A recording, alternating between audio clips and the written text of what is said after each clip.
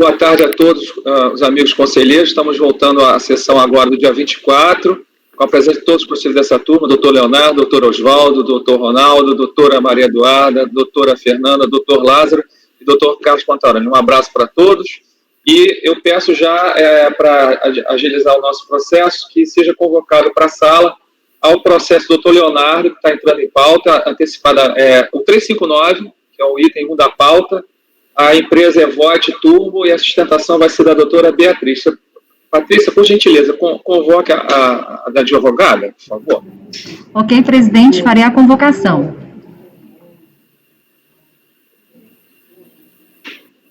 Item 359 da pauta, doutora Beatriz, seu processo será julgado agora. Favor verificar a mensagem privada no chat.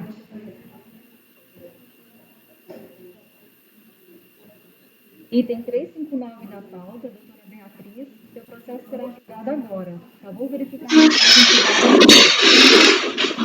Patrona convocada, presidente. Muito obrigado. Tudo certo, né? Ok. Boa tarde, doutora Beatriz. Boa tarde, tudo bem? Bem-vinda, prazer em conhecê-la. Nós estamos aqui para dar início à sala da tarde. A senhora é a primeira a ter a sustentação. O processo é de autoria do doutor Leonardo e a senhora, após a colocação do relatório dele, a senhora terá 15 minutos para se manifestar perfeitamente. Então, tá ótimo, perfeito. Então, ok. Bem-vinda mais uma vez. Eu vou dar início à palavra, então, aproveito já o doutor Leonardo. Tá, boa tarde, por favor, com a palavra. Muito obrigado, presidente. Bem-vinda, doutora Beatriz. Frequenta lá o CARF já. Vamos lá, então, para o voto do relatório. Presidente, é um recurso voluntário interposto em face de acordo da RJ, proverido pela 8ª turma da DRJ, do auto-relatório do acórdão recorrido. É um auto de infração lavrado por exigência de crédito tributário relativa à diferença de tributos, acrescido de multa de juros e mora, em virtude da auditoria fiscal para verificação de irregularidades das importações efetuadas pela empresa Voit, incorporada pela Voit Turbo Limitada, e que perde a concessão de benefício fiscal disposto na Lei 10.182 e na Lei 9826, denominado regime automotivo. O valor do crédito tributário constituído foi de 5,4 milhões. Como se verificou na descrição dos fatos, a autoridade fiscal afirmou que a fiscalização ela foi motivada por pesquisas internas, com a finalidade de apuração da correta fruição do benefício. A empresa está em situação cadastral suspensa, em função de solicitação de baixa não deferida, de acordo com a operação de incorporação realizada em 1 de 7 de 2010 pela empresa Voit Turbo Limitada. O lançamento foram considerados dados constantes dos sistemas da Receita Federal. No curso da ação fiscal, a empresa foi intimada a apresentar um seriado de documentos. Da análise da documentação apresentada, verificou-se que a empresa permaneceu desamparada ao menos de uma das certidões que foram mencionadas em diversas datas, e neste período houve o registro de despacho de diversas declarações de importação. Foi dada a oportunidade para que a empresa fizesse prova de que teve direito aos benefícios concedidos, sendo que a impugnante apenas apresentou novamente uma relação de certidões que não contemplava os períodos citados no item anterior. Portanto, foram registradas diversas DIs com redução no imposto de importação e suspensão do IPI em períodos em que a empresa não estava coberta por certidões negativas, o que, em tese, revela a utilização indevida do benefício. Logo, considerando que a empresa Voit não faz prova da condição legal de quitação dos tributos de regularidade junto ao FGTS, para se beneficiar com a redução do imposto de importação e suspensão do IPI, quando da importação de diversas mercadorias foram lançados a diferença dos tributos, multa e juros de mora. Cientificado do auto de infração, em 23 de 5 de 2011, o contribuinte protocolou impugnação em que alegou que, preliminarmente, haveria erro na identificação do sujeito passivo, em virtude do lançamento ter sido efetuado contra a empresa Voit Turbo Automotivo Limitada, pelo fato dela ter sido incorporada em 1 de 7 de 2010. Logo, a auto de infração seria nulo, pois lavrado contra a pessoa jurídica inexistente. Quanto ao mérito, a legislação é clara ao exigir a regularidade fiscal apenas como condição de habilitação, não havendo exigência da sua comprovação por meio de certidões a cada desembaraço. A empresa comprovou sua regularidade no momento da habilitação e a União não pode exigir documentos aos quais a administração tem pleno acesso. O STJ tem decidido pela não exigência das certidões no momento do desembaraço. não foram apresentados todas as CNDs, pois são documentos que têm validade, e, portanto, se tornam inúteis com o passar do tempo, além de não serem de guarda obrigatória. Durante o período indicado como descoberto, o impugnante apurou e recolheu corretamente as contribuições previdenciárias da FGTS, conforme comprovam as guias de previdência e guias de recolhimento da FGTS. Além disso, especificamente com relação à multa aplicada, é inexigível pelo fato de sanções terem caráter personalíssimo, portanto intransferíveis à pessoa jurídica diversa, no caso a incorporadora. Por fim, a peticionária requereu que, em preliminar, seja declarada a nulidade da auto-infração em razão da não identificação do sujeito passivo e, no mérito, a improcedência da autuação. Por fim, o acórdão de primeiro piso restou assim ementado: impugnação julgada improcedente, crédito mantido. Faço a transcrição da ementa. A recorrente apresentou o recurso voluntário, em que aduz preliminarmente que a recorrente que o auto de infração foi lavrado 9 meses após a incorporação da Voit Automotive, empresa incorporada pela recorrente, de sorte que haveria nulidade de lançamento por equívoco na identificação do sujeito passivo. No mérito, pontua que a acusação se baseia única e exclusivamente na falta da comprovação da regularidade da recorrente, por meio de certidão negativa ou positiva com via negativa, e que tal certidão não é o único meio de comprovação da regularidade fiscal, tendo apresentado documentos para tanto.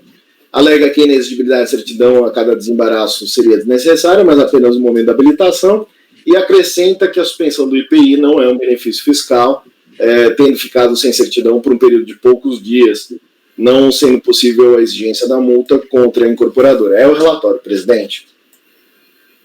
Ok, agradeço o seu breve e bem constituído relatório e vou fazer a palavra às vias à doutora Beatriz. A doutora tem 15 minutos para a sua sustentação, doutora. Por favor, mais uma vez bem-vinda e com a palavra. Agradeço a oportunidade e desejo uma boa tarde a todos os julgadores dessa colém da primeira turma do CARF. Apesar do relatório muito bem feito pelo Dr. Leonardo, queria só chamar atenção a 2 pontos, na verdade, além de tudo que ele já falou, porque basicamente é bastante enfática essa questão. A gente está falando no processo administrativo de IPI, Imposto de Importação, PIS e COFINS. Redução de imposto de importação de 40%, suspensão de IPI e os reflexos no PIS e na COFINS também. Então, por isso que a gente pega bastante nessa questão de que, olha, regime automotivo não é benefício fiscal. Mais por conta dessa questão da suspensão do IPI, não da redução do IPI, do imposto de importação, que a gente pensa que isso daí é inequívoco, né? Não obstante a autuação ter sido feita em face da Voit Automotive, como bem pontuado, a Voit Automotive ela foi incorporada pela Voit Turbo, 9 meses antes da autuação. Apesar dessa questão já ter sido objeto de discussão quando do início do julgamento desse mesmo caso, que foi em fevereiro desse ano, e a turma entendeu que não há nulidade nesse caso, apesar de ter sido pela Voit Automotive, a autuação em base da Voit Automotive e não da Voit Turbo, eu acho que é importante a gente repisar a nossa argumentação nesse sentido apenas e tão somente. Mas o principal nesse caso que a gente quer chamar a atenção é efetivamente a regularidade fiscal da empresa. Nesse caso, a gente está falando, bom, o fisco fala que a Voit Turbo não poderia gozar dos benefícios decorrentes do regime automotivo, porque ela não comprovou a regularidade fiscal dela em alguns períodos. Vamos pensar nas datas. A autuação, ela foi feita dia 17 de maio de 2011. Os fatos geradores que a gente está discutindo nesse caso foram feitos em 6 de 2006 a 12 de 2010. Pretérito, portanto, a autuação.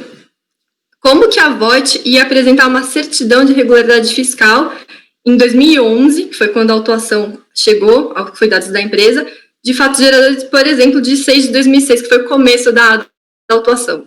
Doutora, perdoe só, é que o seu som, para mim, não sei se para os colegas, mas falhou aqui, eu não sei. Vocês foi perfeito? Então pode continuar, por favor, obrigado. Tá bom. Basicamente isso, como que a Voit ia apresentar uma certidão retroativa? Não ia conseguir fazer isso. Se ela não obteve a certidão naquelas épocas, ela não ia conseguir apresentar isso para o fisco.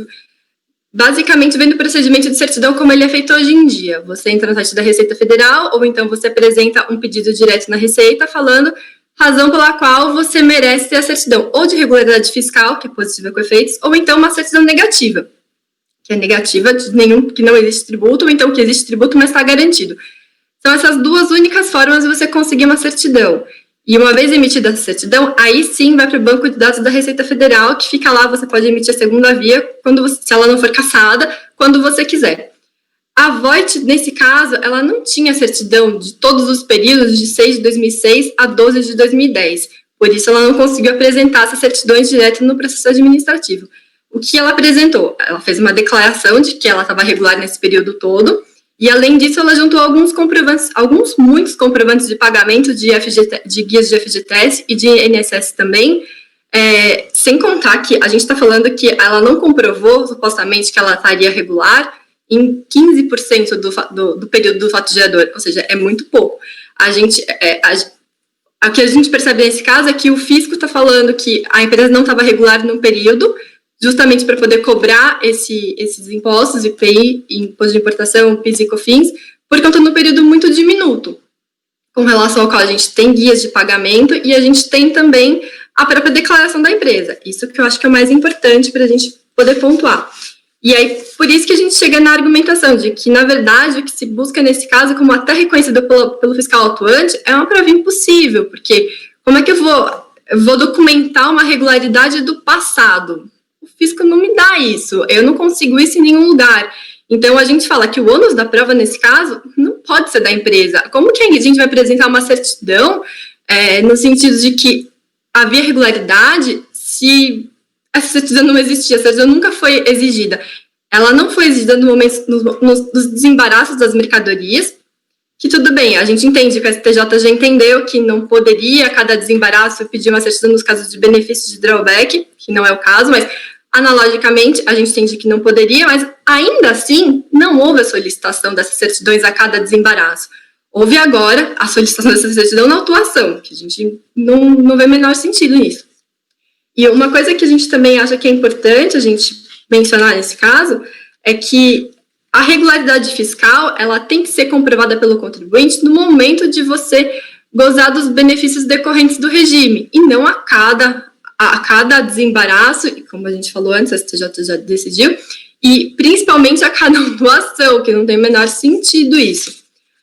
Caso isso tudo não seja reconhecido por essa turma, a gente entende que, pelo menos, alternativamente, com relação ao IPI, que é a questão da suspensão do IPI, esse mesmo CARF já decidiu num processo que foi composto, inclusive, pelo Trevisan, que acho que fazia parte dessa turma, agora não faz mais, no sentido de que a CND não pode ser exigida para fins de suspensão do IPI, que é porque, pelo menos, a gente pede que seja suspenso.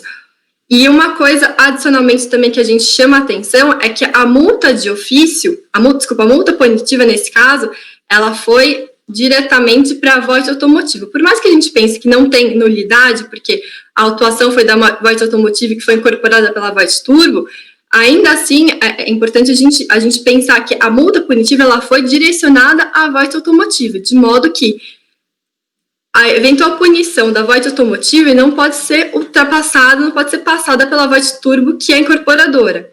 Se a multa punitiva ela é personalíssima, a gente não pode passar isso adiante. Pelo menos a multa a gente não tem menor sentido de subsistir nesse caso. Aí é isso, gente. Muito obrigada pelo tempo de vocês e por vocês ouvirem mais uma vez sobre esse caso. Ok, muito obrigado pelas suas colocações. Espero que a senhora aguarde para o prosseguimento do feito. Uhum. Doutora, deixa eu aproveitar e perguntar, essa preliminar que você afirma que nós já apreciamos não foi desse processo, né? Existem alguns processos da Voit que tiveram relatoria do Dr. Trevisan, outros que tiveram relatoria do Dr. Tiago Guerra. Saberia dizer qual processo que foi esse em que a gente apreciou a questão da ilegitimidade passiva? Acho que ela travou, né? Travou a imagem, né? Acho que ela já está tentando voltar. Som, Tom. Você está sem áudio, Tom. Tem que ver se ela gerenciou a qualidade, isso que eu estava dizendo. Vocês gerenciaram de vocês? Ah, não saíram, né? Vocês ficaram direto, né? É que eu saí. Meu computador suspendeu. Tive que fazer de novo. Doutora? Pede pessoal do apoio. Vai voltar. Aí.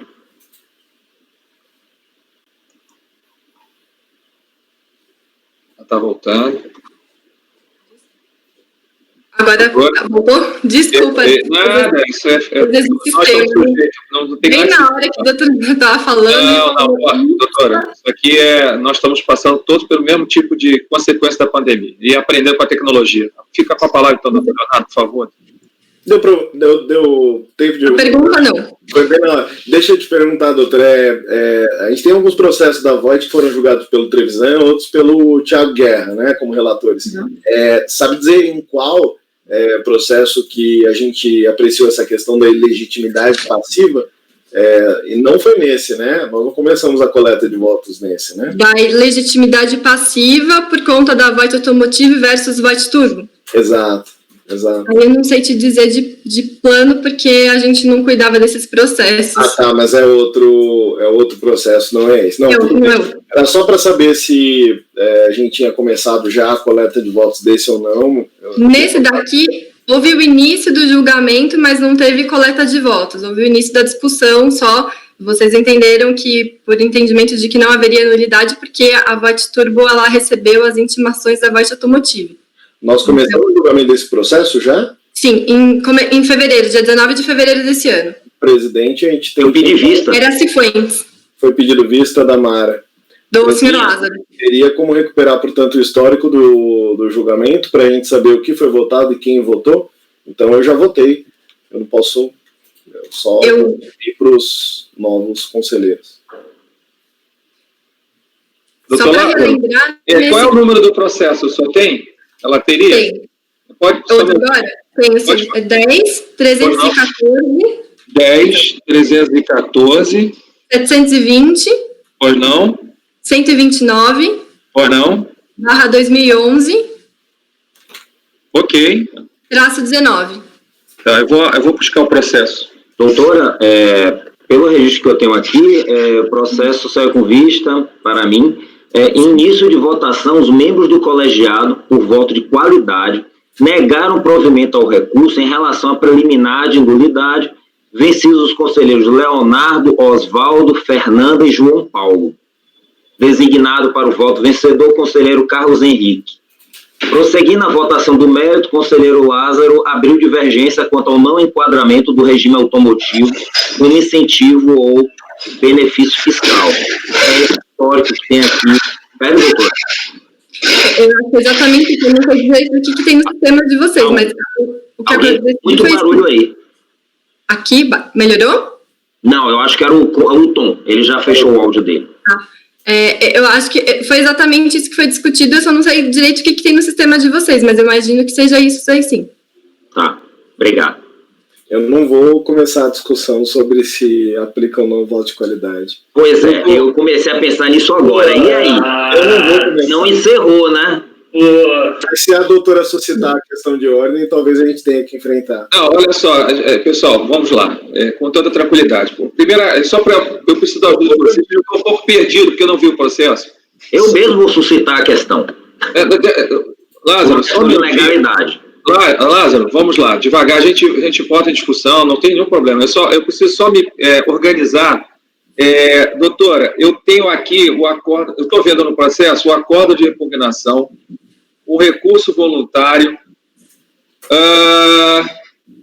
Depois disso, doutor Lázaro, o senhor achou o acórdão? Tom, você está olhando o e-processo, é isso? O e-processo. Não. Olha a pauta anotada, que foi enviada pelo CARF para todos os conselheiros. É a pauta anotada? Um arquivo Word. Não, perdão, é que eu achei que essa matéria tinha sido esgotada já no processo. Não, é por isso que está a polêmica agora sobre o voto de qualidade. Peraí, aí no julgamento, tudo bem. Pauta, consulta de pauta, vou lá. Só, o sistema está entrando. Tem uma descrição do que aconteceu. Perfeito. Foi quando essa sessão? Fevereiro. Dia Eu não 19 estava na turma ainda. Era o Trevisan, né, justamente. Era outra ainda, era a doutora Márcia Fonte. Tá, agora deixa eu ver aqui. Qual foi a data? 19 de fevereiro desse ano. Ok, vou tentar achar aqui a pauta. Não, mas não precisa. Já resolveu? Desse mês a gente consegue recuperar. Então tá, perfeito. Então tudo bem. Não, quero ajudá-los. Eu estava realmente no caminho infeliz ali do processo. Achei que aquilo já tinha sido consumado no processo. A gente tem que saber o que foi votado para a gente não votar novamente. O que foi Mas não votado, teve o acordo? Aí que eu pergunto, não ficou acordo no processo? Teria que estar o acordo. O acórdão? Não houve. Votação, Tom. Ah, não começou, está parado. Ah, perdão.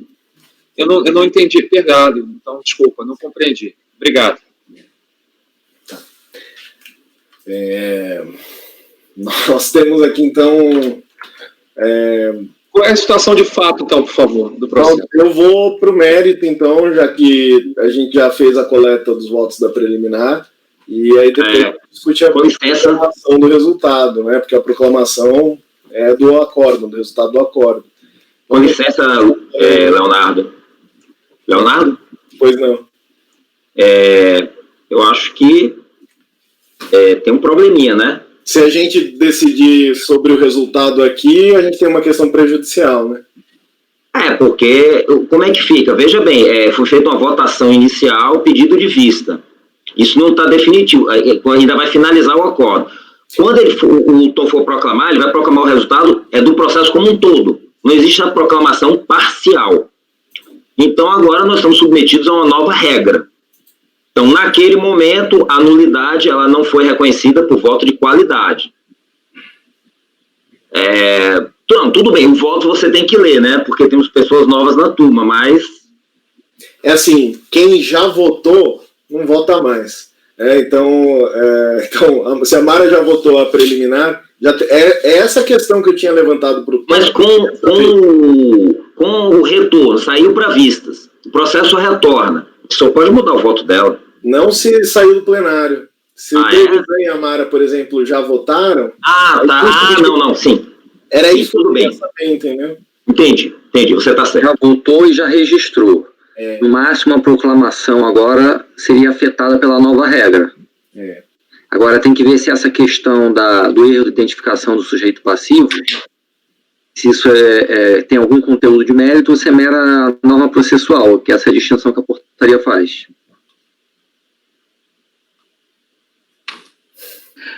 Os dois, né? Aliás, direito processual civil não é nem processual nenhum, é perfumaria, né? Tem tudo a ver com direito material. Agora, eu não sei se aí a gente não aplica tempus regit actum, né? Já que a gente não pode mais voltar atrás. Acho que nesse ponto, eu acho que não, proclamação, mas essa discussão ela já é imutável, já se tornou imutável. É claro que a gente pode criar aqui um monstro processual, né? Não, isso aqui é uma qualidade e de outro lado empate também para em tempos regis actum, veja que até no judiciário está dando problema. Porque decisão que já transitou aqui em instância administrativa está indo para o judiciário e os juízes estão decidindo que é para voltar. Não, porque tem a questão, se retroage, aí eu sou contra, tal, mas se é retroação, né? Porque a gente está julgando agora, né? Pois mas não foi proclamado o resultado, né? Mas eu acho que tem razão. É continuação do julgamento anterior. Continuação do julgamento anterior. Você tem razão. É um julgamento. É uma coisa para ser debatida em turma. Na verdade, é a continuação, é o mesmo julgamento.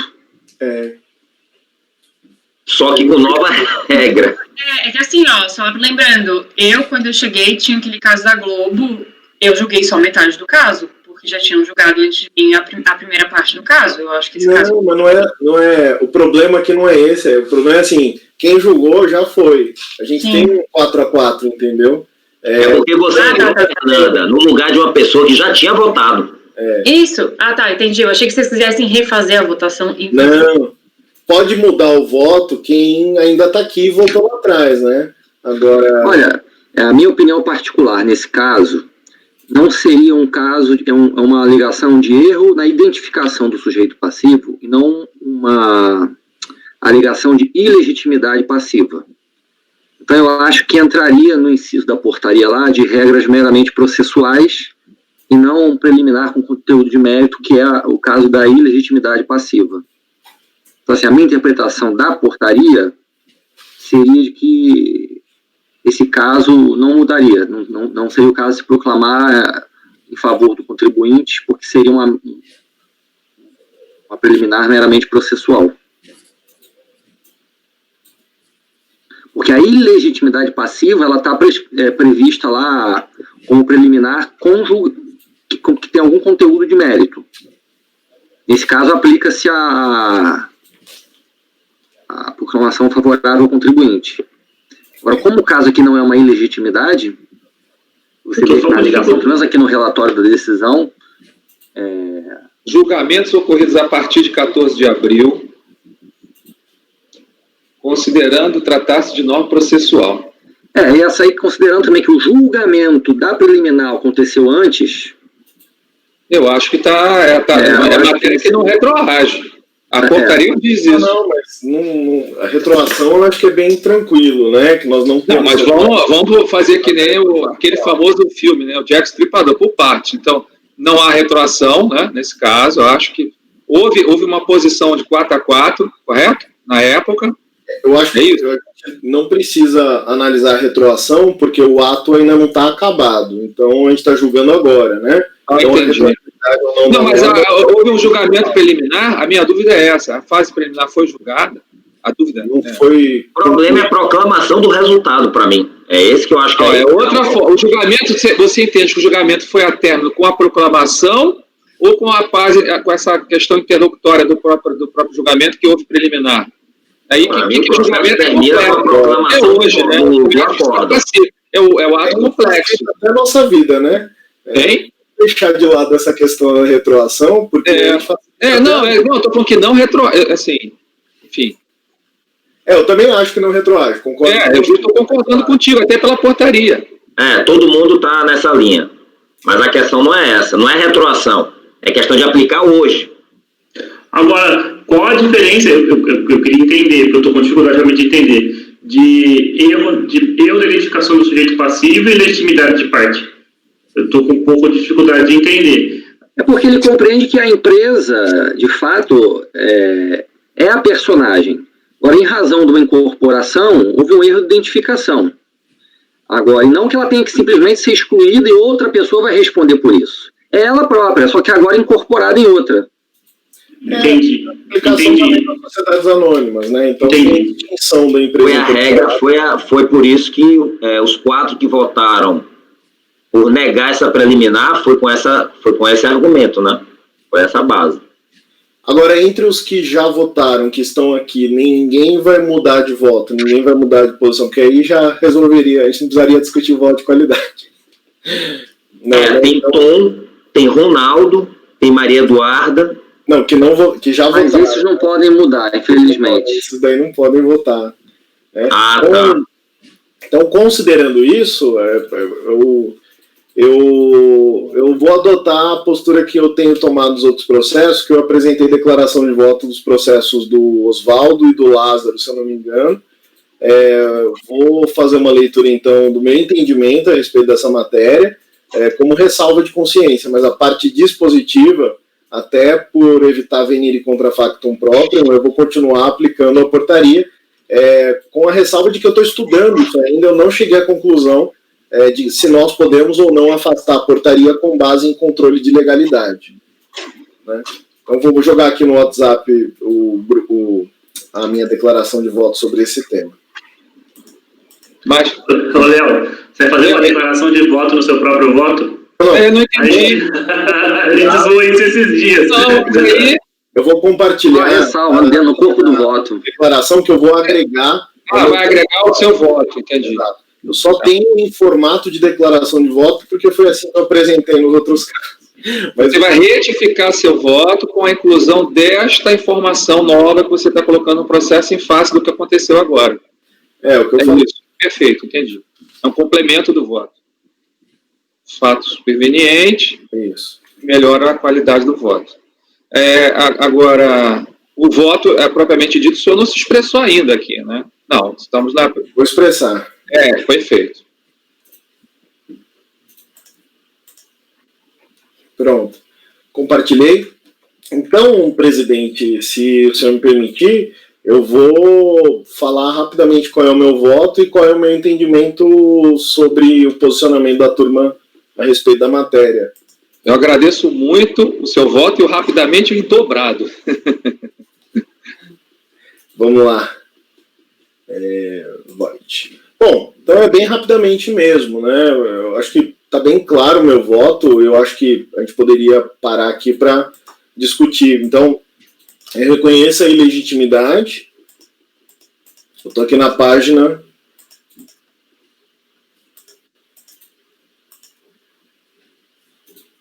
Página 4, se eu não me engano, é a primeira preliminar de nulidade. Então, erro de identificação de jeito passivo, porque depois a data da lavratura do auto, a empresa já havia sido incorporada e, portanto, extinta, havia pelo menos 9 meses. A DJ entendeu que a recorrente não fez prova da extinção da pessoa jurídica. Isso é importante, né? Esse foi o fundamento. Então, conforme se trata da ficha cadastral da JUSESP, que é um documento público, né? A incorporação foi averbada em 5 de 8 de 2010, meses antes, portanto, da lavratura do auto.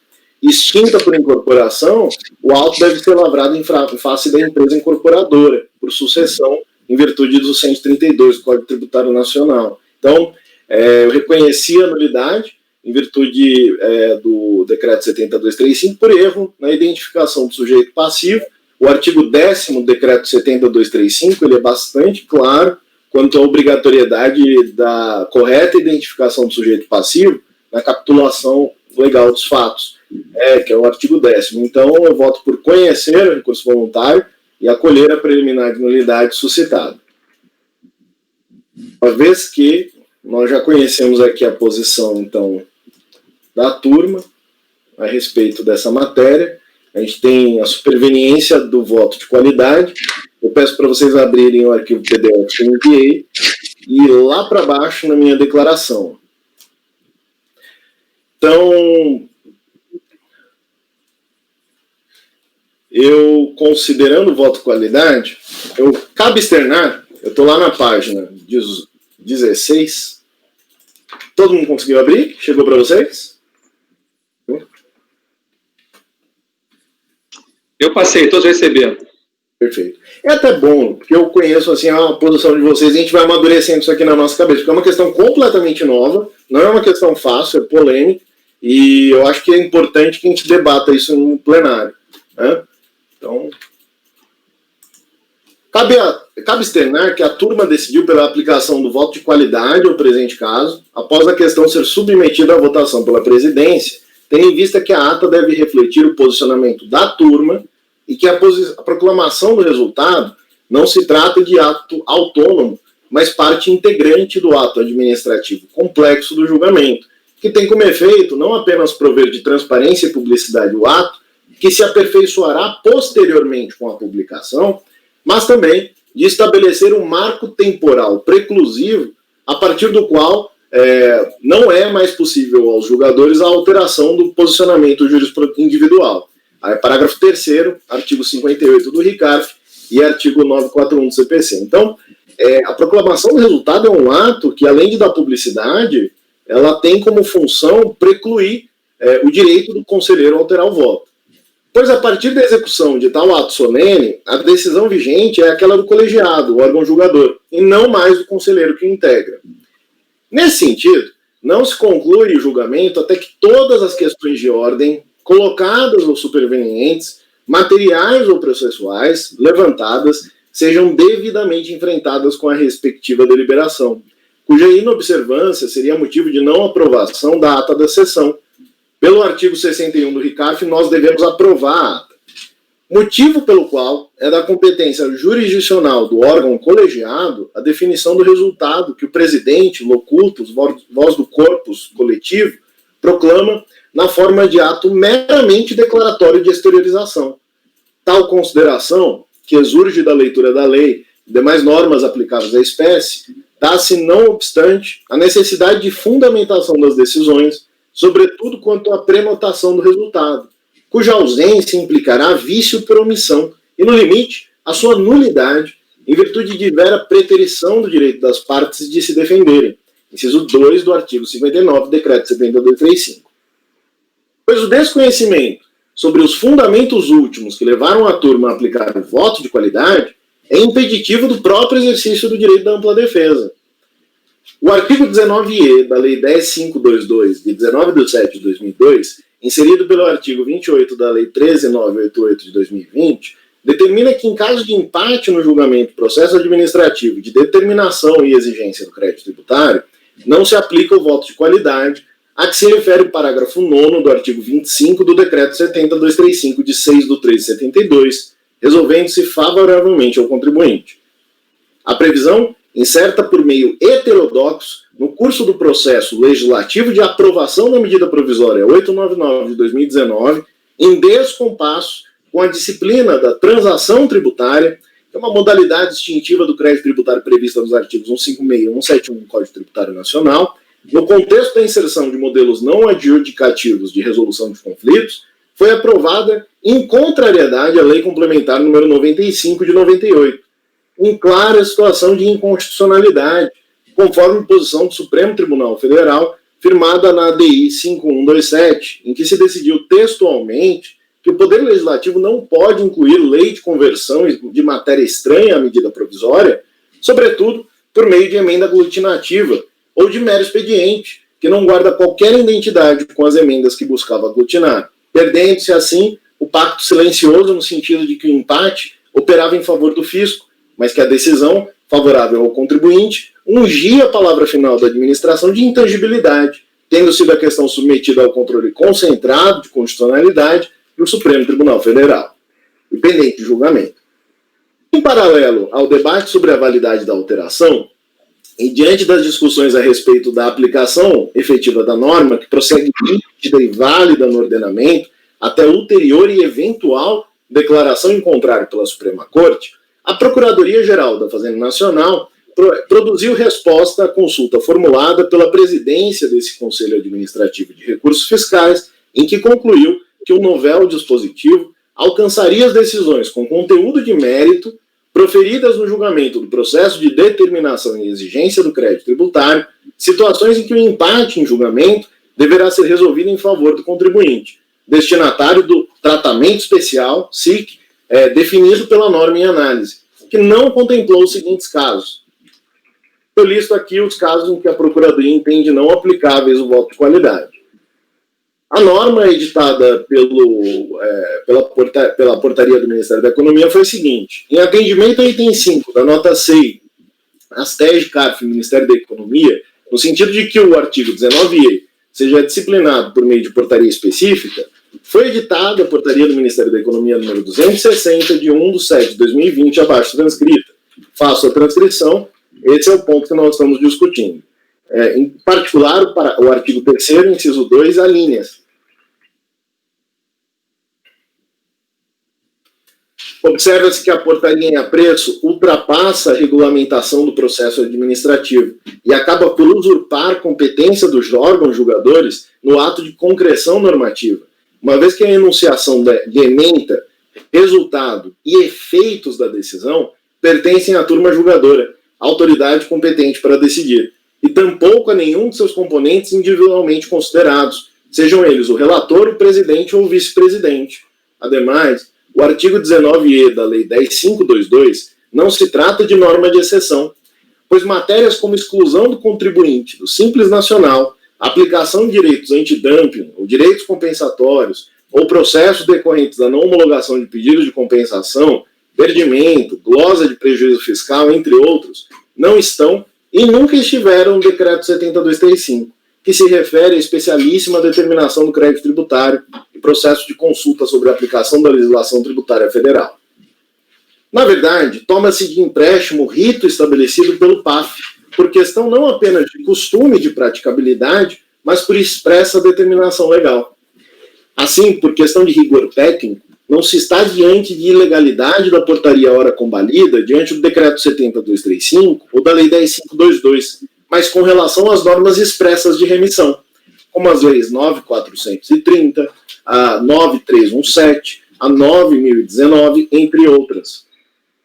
Aqui eu falava especificamente a respeito de um caso aduaneiro, né, porque para além das regras que remetem à aplicação do PAF, parágrafo 3º do artigo 23 do Decreto-Lei 1455, parágrafo 1º do artigo 60 do Decreto-Lei 3766, ainda uma segunda dificuldade insuperável do ponto de vista da aplicação unitária do direito.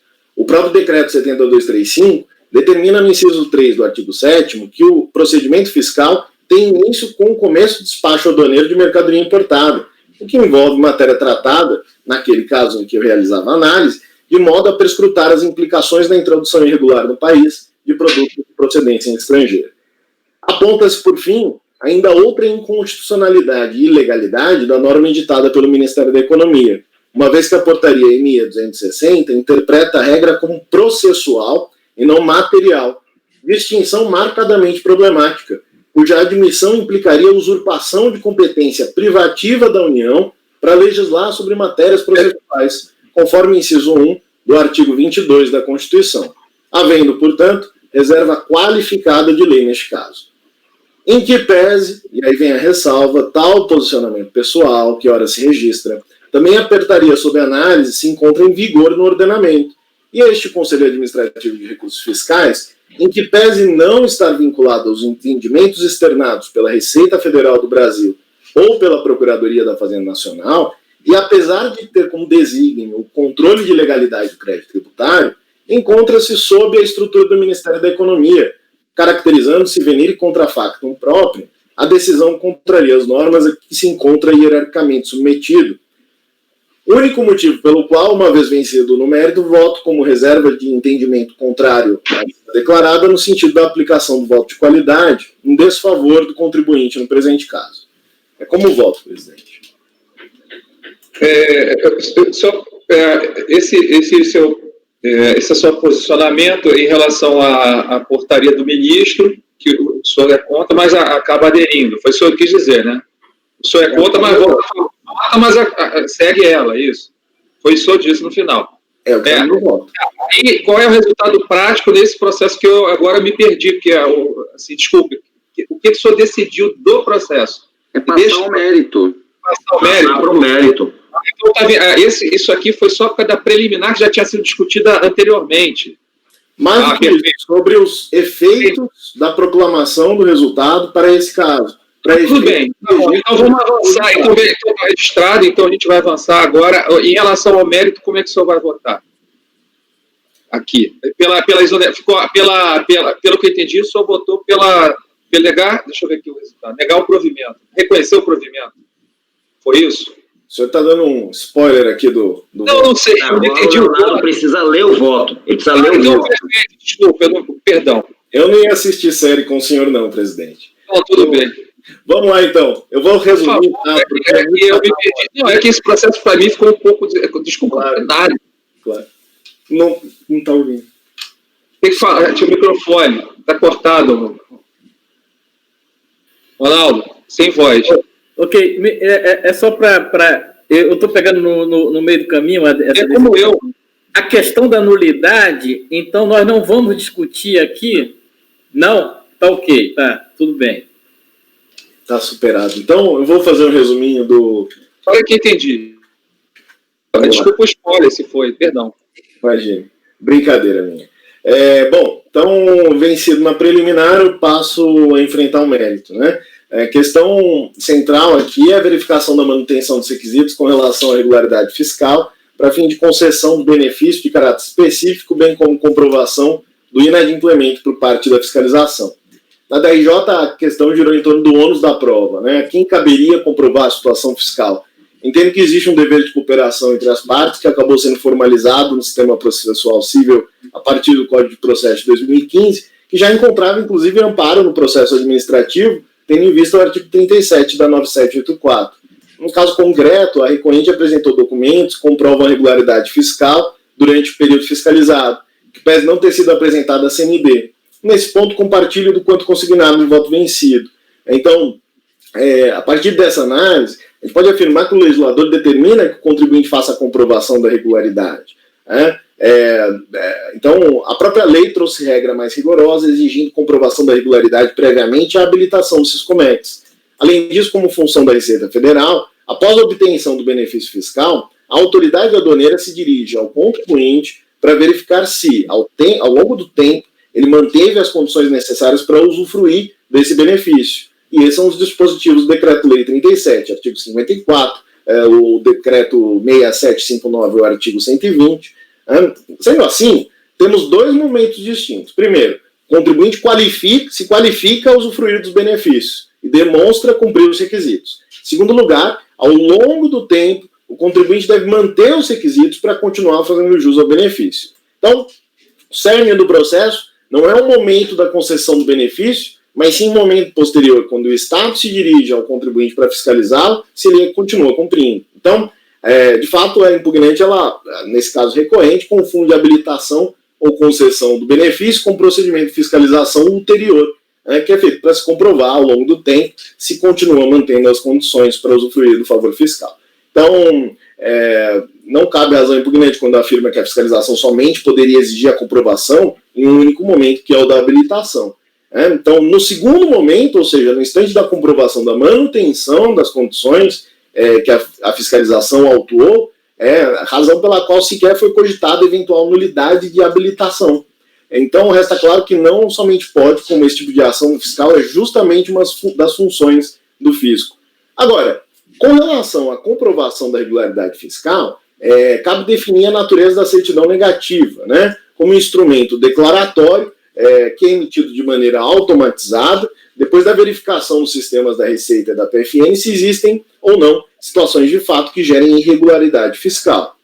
Ele vai verificar, na verdade, as pendências do sujeito passivo no momento da sua emissão.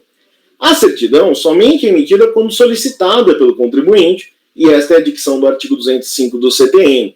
A ausência em um determinado período de tempo não implica por si só que a empresa não estivesse com seus tributos e contribuições em dia. De maneira analógica, funciona a emissão da certidão de regularidade ao FGTS, nos termos do artigo 43 do Decreto 99684.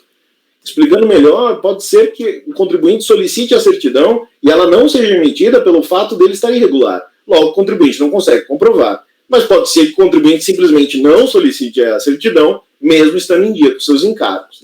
Então, a questão é que, havendo períodos em que o impugnante, hora recorrente, não emitiu certidões, poderia o fisco considerar essa informação como indício de uma eventual irregularidade fiscal, mas com o dever de identificar se de fato ocorreu algum inadimplemento. É uma presunção, pois é ônus da fiscalização comprovar que a empresa deixou de cumprir os requisitos para o benefício fiscal. Para a concessão, obtenção, reconhecimento, habilitação ou qualquer benefício fiscal, o contribuinte tem o ônus de comprovar sua regularidade, de forma que, não o fazendo, terá o pedido indeferido. Mas no procedimento de revisão aduaneira, o ônus de provar a irregularidade é do fisco, não existindo presunção legal de que a ausência de certidões de períodos passados inverta o ônus da prova, levando à conclusão de que o contribuinte estava irregular para fins fiscais.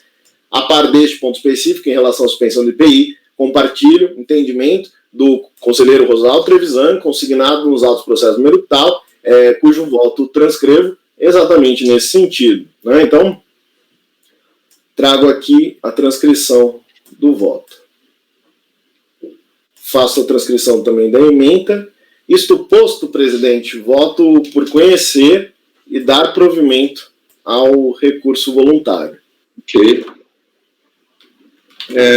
Agradeço o voto e, mais uma vez, peço escusas pelo adiantamento, mas, de qualquer sorte, deu mais tranquilidade a nobre advogado que estava já acompanhando o voto detalhado.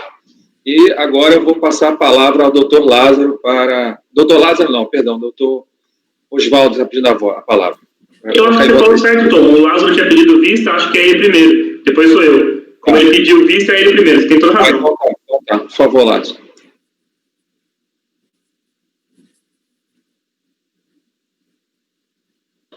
A análise que eu fiz, eu tive em vista, que apesar de ser uma suspensão inicialmente, essa suspensão se converte em isenção, É aquela suspensão inicial, cumpridos os requisitos, ela se converte em isenção. Então, é como se ela fosse a etapa inicial de um processo isentivo. Nesse caminho, sei que vai gerar uma dúvida aqui, para uns vai ser, para uns não vai ser. O meu entendimento de diversas decisões, de doutrina, que já pacífico, que no caso aqui, para mim, não é tratar meramente suspensão, que até o voto do conselheiro Rosaldo Trevisan que você traz, ele faz uma exceção para o caso de suspensão, porque ele diz que isso não é uma isenção e não é uma redução de tributo. Então, não poderia ele se aplicar. Eu tenho um entendimento divergente dele. Entendimento que a suspensão é apenas uma etapa inicial que vai se converter depois em uma isenção. Então, não vejo como aplicar o raciocínio dele, separando suspensão de isenção. Somente se a suspensão fosse, na verdade, um diferimento. Olha, vamos postergar o pagamento. Tudo bem, aí o diferimento vai haver o pagamento de qualquer forma. Por que é uma suspensão e não logo a isenção imediatamente? Que há um prazo para que seja cumprido o requisito. Caso de drawback, você precisa pegar essa mercadoria, processar, industrializar e comprovar a exportação. Você não pode conceder a isenção de imediato. Você primeiro ou também não faria sentido. O que é que o legislador poderia fazer? Olha, você traz, paga tudo. Se você comprovar depois, eu te dou a isenção. E aí você fica com um crédito. Seria razoável isso? Ou você já traz com a isenção de imediato, caso não comprove, essa isenção deixa de ser isenção e passa a ser cobrada, você não cumpre os requisitos. Eu vejo apenas como formas que o legislador tem para tratar a matéria. Se você cobra a isenção, se você dá a isenção logo no momento da importação, se você dá ela depois, se você exige o pagamento e depois dá um crédito, tudo isso se resume no final, conceder uma isenção. Por isso eu divido do entendimento do conselheiro Trevisan e trago aqui, inclusive, o recurso especial do STJ, número 1.437.431, Santa Catarina, ministro Herman Benjamin, de 2014, que trata especificamente de uma questão muito semelhante. A ementa é processo civil e tributário, regime automotivo, regularidade fiscal, mercadoria isenta de imposto, desembaraço, exigência de CND, retenção de mercadoria, mecanismos legais para concessão de isenção, quitação de tributos, contribuições previdenciárias, princípio da legalidade. No seu voto, o ministro fala o seguinte, foi um agravo, tá? Essa decisão ela foi desfavorável ao contribuinte, ela exigia a apresentação da CND, a comprovação da regularidade fiscal, o contribuinte apresentou recurso especial, onde foi negado o provimento pelo STJ, ele apresentou agravo regimental, que é o que eu estou lendo aqui, né? Foi feito primeiro uma negativa monocrática, e depois isso foi para acórdão, para o plenário do STJ, da turma do STJ, e foi assim, o agravo regimental não merece prosperar, pois a ausência de argumentos hábeis para alterar os fundamentos da decisão agravada torna incólume o entendimento nela firmado. O princípio da legalidade traz que a exigência da CND pela autoridade fiscal para comprovar a regularidade tributária e obtenção do benefício isentivo, ainda que em detrimento do desembaraço aduaneiro, encontra amparo na norma geral tributária quando assim estabelece, e colaciona o artigo 194 do CTN. Conforme já disposto no deciso combatido, a prova de regularidade fiscal é exigida dos interessados para a habilitação em licitações, convênios, acordos, ajustes e outros, celebrados por órgãos da administração pública, bem como para obtenção de favores creditícios, isenções, subsídios, auxílios, outorga ou concessão de serviço, ou quaisquer outros benefícios a serem concedidos. Nesse sentido, o ministro traz o seguinte precedente, não vou ler aqui, é o recurso especial 1.074.121 São Paulo, relator ministro Luiz Fux, e o recurso especial 833.992, relatora ministra Denise Arruda. No caso dos autos, a parte hora recorrente deixou de cumprir um dos requisitos legais, conforme atestou o tribunal de origem. ausente a comprovação da necessidade de retificação a ser promovida na decisão agravada, proferida com fundamentos suficientes e em consonância com o entendimento pacífico deste tribunal, não há de prover o agravo regimental que contra ela se insurge. Eu sigo na linha do entendimento da STJ, eu discordo do precedente trazido em relação ao conselheiro Trevisan, e por esse motivo eu divirjo do conselheiro Leonardo, voto por negar provimento ao pedido do recorrente. Então temos uma divergência, agora com a palavra o doutor Oswaldo, depois a doutora Maria Eduarda. Acho que são 2 pontos agora que o Lázaro falou, até foi bom que ele falou, como sempre, né? Mas, primeiro ponto, eu vou acompanhar o relator pelas conclusões, porque justamente citando o repetitivo, que é o RESP 1041237 SP, de relatoria do ministro Luiz Fux, que aí a primeira sessão do Superior Tribunal de Justiça, ao se debruçar justamente sobre o artigo 60 do artigo 9.069 de 95, que é o que nós estamos discutindo sobre a exigência de CND, ele diz que, no caso analisando o drawback, mas ele diz que a fiscalização só pode exigir a apresentação do CND uma única vez, na data da concessão do benefício, que é justamente o que a recorrente defende em seu arrazoado e o que na turma anteriormente negou. Não acho que, e esse é o primeiro ponto, eu aplico o biad em ratio e de use. Se para, discutindo a mesma norma com regime fiscal diferente, foi dito que só pode exigir apenas uma vez a CND, para outro regime especial aduaneiro, não tem nenhum motivo para que não se exija a CND apenas uma vez. Inclusive foi simulado pelo Superior Tribunal de Justiça, súmula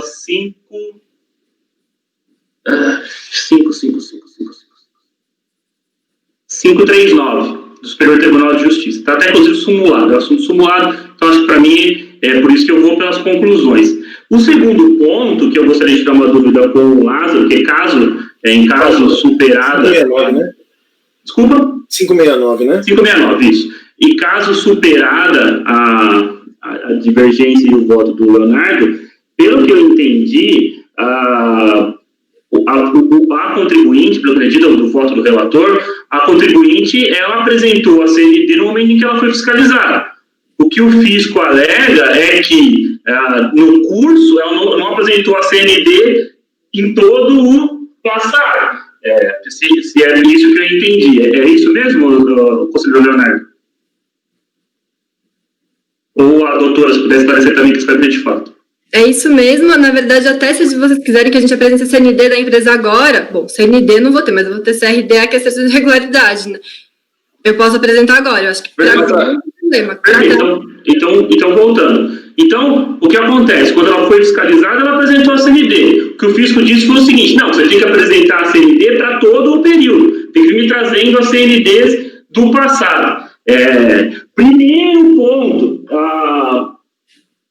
não me parece que seja essa nem a dicção legal do artigo 60. Isso é uma inovação do fisco, de comprovar a todo momento. O fisco está inovando a interpretação da norma, está criando uma coisa que não existe. Esse é um ponto.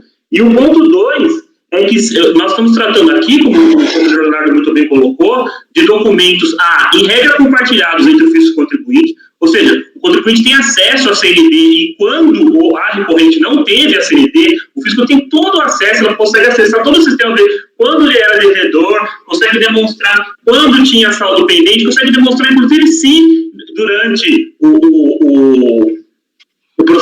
concessão de benefício especial que ele não tinha CND, vocês conseguem com muita facilidade. Entra no sistema lá, aparece quando tinha situação pendente. Basta puxar o histórico da certidão de regularidade fiscal.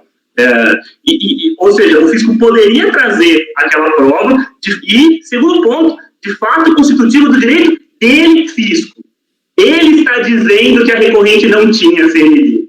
Então, me parece que essa questão de fato nesse processo que o conselheiro Leonardo está narrando, que é uma discussão lateral à discussão de direito, que eu entendi muito bem, que você, com base em outros precedentes da própria Tribunal da Cidadania, que às vezes tem essas esquizofrenias mesmo, em parte decide que sim, mas tem o repetitivo dizendo que não, são coisas, né, são coisas de quem julga muito o processo. Se você também supera a questão de fato, e aí se supera a questão de fato, eu gostaria de entender também por que supera a questão de fato. É basicamente isso, presidente. A questão doutora que coloca é a questão, isso é direcionando para mim, não é isso? Pelo que eu entendi. Tá, a questão de fato que você coloca é o fato do fisco não só ter a questão de ele apenas limitou-se a exigir a CND, quando ele poderia avançar e provar que naquele período a empresa tinha débitos em aberto e que ela não fazia jus à CND. É isso? São duas coisas. Primeiro, da certidão de regularidade. Quando solicitada a certidão de regularidade fiscal, ela foi apresentada, e a segunda, sim, é o que você coloca, muito bem. O fisco poderia checar lá a situação de regularidade fiscal e dizer, olha, ele pediu em 2017, vamos dizer, lá em 2011 ele diria assim, lá em 2011 você não tinha, ia lá e provava. Ok, tá bom, doutor, tá claro. Vamos prosseguir, por favor, doutora Maria Eduarda, com a palavra. O meu ponto era justamente o segundo do Oswaldo, eu ia justamente confirmar com o Leonardo se, já que estamos diante de um auto de infração, e, portanto, caberia a fiscalização comprovar isso, se a fundamentação foi exclusivamente essa, de que ele não apresentou CND, ou se ele trouxe qualquer elemento no auto de infração demonstrando essa irregularidade num determinado período. Não tem, então é realmente isso, né? Era esse ponto daí, o segundo ponto do Oswaldo. Então vamos esquecer o meu voto também, a questão da súmula, que o Oswaldo bem colocou, a súmula 569, que é originária do recurso especial 104.1237. Lázaro, pode falar e vamos ver se a gente consegue partir para a votação, senhores. Vamos. Olha, Oswaldo, realmente a questão da comprovação por parte do fisco, sendo auto de infração, né? Poderia fundamentar melhor, poderia haver uma carência probatória. Em relação à súmula, não vou querer me estender em relação a isso, eu tenho dúvidas, não tenho uma certeza formada, mas tenho dúvidas em relação à aplicabilidade para esse caso, porque eu não sei se o regime automotivo de você permitir a importação, se isso é um regime aduaneiro, e parece até que o voto do Trevisan até diz que não considera que seja um regime aduaneiro. Diferente do drawback. O que é um drawback? No drawback você tem um ato concessório específico, onde ele diz, olha, você está habilitado a importar 200 toneladas de tal produto, com o compromisso de exportar 400 toneladas do produto Y. Então, enquanto você está fazendo a importação dessas 200 toneladas, me parece válida a súmula do STJ, que não é necessário que a empresa tenha que ficar o tempo inteiro fazendo a comprovação. Parece que é isso que a súmula está dizendo. Por outro lado, se você está num regime que não é de um ato específico, onde está limitado, e aí é que está a grande diferença da súmula, quando há um ato concessório, há um limite de importação. Aí você me diz, num regime aduaneiro de admissão temporária, a vida toda eu vou poder importar sem nunca fazer comprovação de nada mais? Apresentei na primeira, não faço nunca mais? Então eu acho que o fato do regime drawback ter um limite de importação, isso traz uma diferença grande. Mas em relação ao fato do fisco não ter feito a prova de que a empresa estava irregular, eu altero a minha posição, eu acompanho o Leonardo, mas pelas conclusões. Só para fazer rapidamente uma colocação, e da minha parte, só para contribuir, eu estava rapidamente vendo aqui a base legal, que está no alto, segundo a lei, o artigo 60, a concessão ou reconhecimento de qualquer incentivo ou benefício fiscal relativo a tributos e contribuições que são administrados pela Receita fica condicionada à comprovação pelo contribuinte, pessoa física ou jurídica, da quitação de tributos e contribuições federais. Então, a questão você colocou corretamente, ocorre na importação, mas não é um regime especial, eu concordo, é um regime que o tributo interno alcança o processo de importação, mas é IPI, é do mercado interno. Então, eu acho que a interpretação pela literalidade, já pelo CTN, pelo artigo 111, e que interpreta literal qualquer exclusão de tributo, teria que ser aplicado. Obviamente, o que acontece aqui é que na admissão temporária, que pelo menos eu vi do Supremo, do drawback, é que não foi exigido na hora do fato gerador o documento, e aí ele afastou. No caso lá. Nesse caso, não é regime especial. Eu concordo com você também, Lázaro, nessa parte que é uma isenção. Então, como isenção, teria que ser feito, mas que eu acho que o Oswaldo colocou, finalizando esse raciocínio, é que não houve a matéria probante, não houve prova. Então, o fisco não fez prova e aí faz a carência. É por isso que eu também concordo contigo. Só para finalizar, e a gente pode, então não há uma divergência, seria um voto pelas conclusões, né, doutor Lázaro? Acaba havendo uma mínima divergência. Mínima divergência. Mas acompanhamento integral pelas conclusões. Então já está maduro, acho que está maduro para votação. Só para esclarecer, então, um ponto que eu fiz uma alteraçãozinha, então até por transparência trago aqui para a turma, a questão que o Lázaro coloca, né? A qualquer momento o fisco pode detectar uma infração ao regime e excluir o contribuinte, né? A questão aqui é um pouco diversa, mas eu acresci aqui 2 parágrafos. Eu coloquei acresço ao entendimento sintetizado na súmula 569 e esse posicionamento originário do julgamento de recurso especial numerical, julgado sobre esses temáticos repetitivos, ainda que com a ressalva de parte da doutrina sobre a natureza aduaneira ou não, natureza isencionada do motivo, ainda que alcance o processo de importação. Então eu só fiz essa ressalva, é um argumento para acrescer, né? Mas também não me comprometo com a natureza do regime automotivo. Ok. Falado isso, eu agradeço a sua ratificação. Vamos votar em votação. Doutor Lázaro, como vota? Acompanho o relator pelas conclusões. Ok. Doutor Oswaldo, como vota? Com as modificações, acompanho integralmente o relator. Com perdão? Com as modificações citadas pelo conselheiro Leonardo, eu acompanho integralmente o relator. Então vai com o relator, ok. Doutora Fernanda, como vota? É o Carlos. Perdão, doutor Carlos Pantaroli. Perdão, doutor Carlos. Desculpa. Acompanho pelas conclusões em relação ao ponto de que o regime automotivo não seria um benefício fiscal. Ok. Agora sim, doutora Fernanda, como vota? Acompanho o relator. Doutor Ronaldo Souza Dias. Som, doutor Ronaldo. O seu som. Obrigado. Acompanho o relator. Acompanho o relator. Doutora Maria Eduarda, como vota? Com o relator, presidente. Com o relator. Eu também vou com o relator nas conclusões. Então, por unanimidade de votos, foi dado conhecido... Acho que não. Não conhecido, né? Não foi. Não. E no provimento, não foi conhecido o recurso. No provimento, foi... deixa eu consertar aqui, porque essa minuta acabou me enrolando. Vamos lá. Então, por não conhecer do recurso e no seu mérito dar provimento Conheceu o recurso. Conheceu, mas então, quem falou que não conheceu? Agora me confundiram. Não sei. Não, mas eu não falei conhecer, não falei? Não acolher a preliminar, né?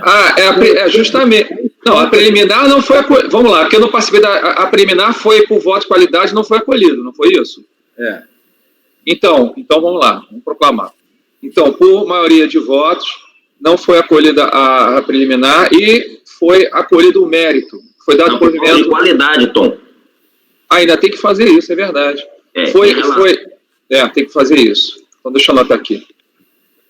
No voto por... É que eu estou pegando a minuta do Leonardo, e eu tenho que modificar aqui. Só um minuto. O Carlos está fazendo ali também, né? Mas vou anotar aqui, que eu sempre anoto também. É que vai ter que separar, né? No caso do... vai ter por qualidade, e no caso do mérito... Foi por maioria com...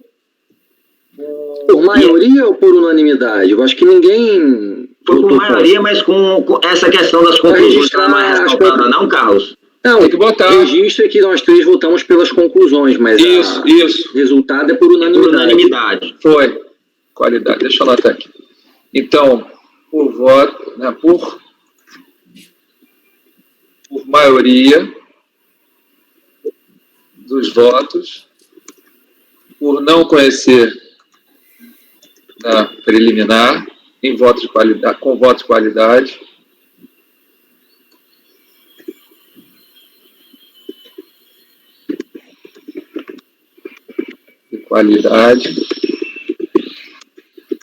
e no mérito, por unanimidade, dar provimento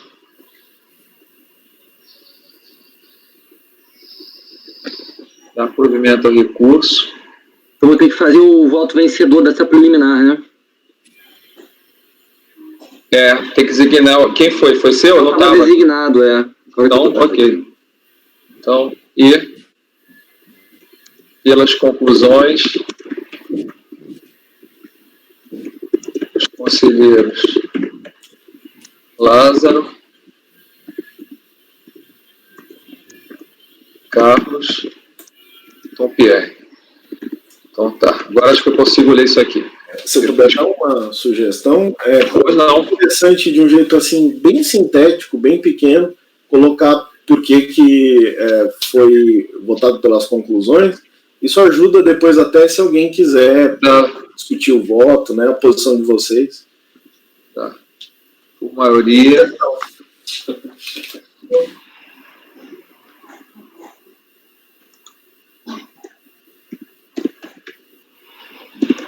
vamos lá. Por maioria de votos, por não conhecer plenamente com voto de qualidade e numérico por unanimidade, dá provimento ao recurso e pelas conclusões, conselheiros Lázaro, Carlos e Tom Pierre, por não conhecer o regime automotivo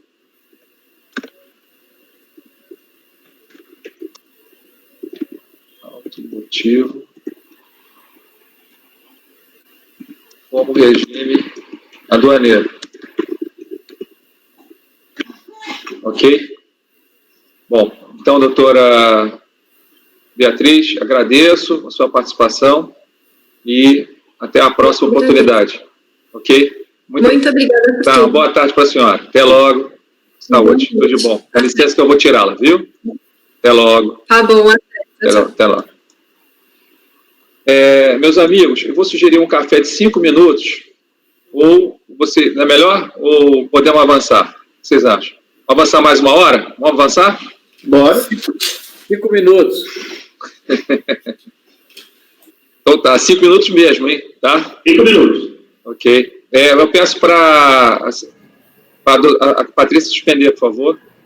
Ok, presidente. Gravação encerrada.